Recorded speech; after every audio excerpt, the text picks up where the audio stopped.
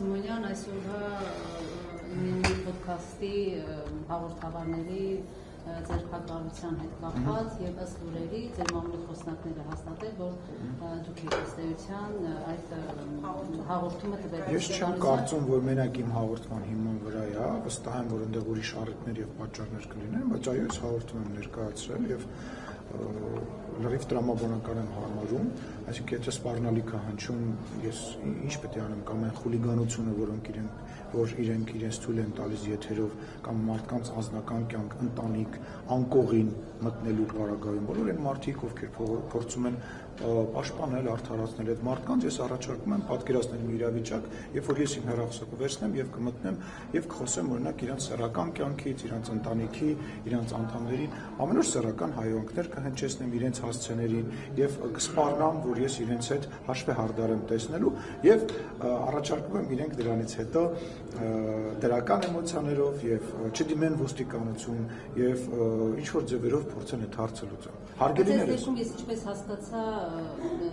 դուք եք ինչ-որ, եթե սխալվում եմ, ուղղակի այստեղ ուշադրություն չեմ տվել, դուք եք իրենց ինչ-որ որակում տվել, որից հետո սկսվել է այդ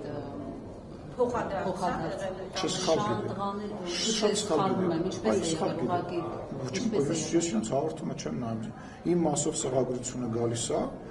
այն մասը, որը որ հայց ներկայացնելու համար ուղարկում են քաղաքացիական դատարան, այն մասը, որը որ քրեական տարապարունակում ուղարկում է այնտեղ, ինչ վերաբերում է իմ որակումներին,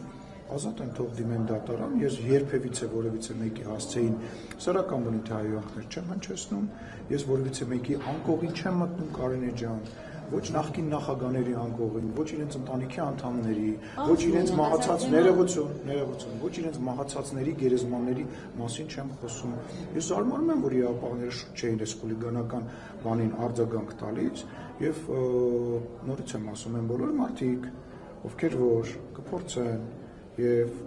ուզենան արդարացնել, թող իրենց վրա վերցնեն այն բաները, որոնք որ այդ երկու երիտասարդը իրենց թույլ են տվել, սկսած սպառնալիքից։ Օրեր առաջ Աբովյան քաղաքում երիտասարդ տղայի դանակը հարեցին։ Մի տղան, որ դանակահարվեց, մահացավ, մյուս տղան իր կյանքը կործանեց եւ գնաց բանդ, կդատվի եւ մանկանի։ Այսինքն ուզում հասկանամ մենք ինչ հասարակություն ենք ուզում ձևավորենք, որտեղ որ իրար վիրավորելը, ստորացնելը եւ ռազմորկեք անելը պետքա տեղ ունենան, ոչ դրանով պետքա զբաղվեն իրավապահները եւ զբաղվել են։ Շնորհակալություն։ Բայց այդ անկողին մտնելը որ ասում եք, չեք կարծում, որ ամեն դեպքում դա սկսել է վարչապետի մակարդակով, երբ նա այդ քննարկումն արել։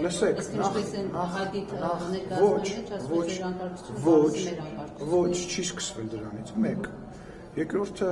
մի բան է, երբ որ դու ինչ որ խոսում ես անձնական կյանքի մասին, հոգեվորականի եւ ասում ես, որ ուղղակի նա խախտում է իր հոգեվոր երթումը եւ մեկ այլ բան է, երբ որ դու սկսում ես քննարկել որևիցե մեկի սեռական կյանքը։ Դա մեկ։ Երկրորդ, ես կրկնեցի, կարևոր, ամենակարևորը խոսակցությունից զատ, էմոցիայից զատ, վիրավորանք եւ զրպարտությունից զատ, կա քրեական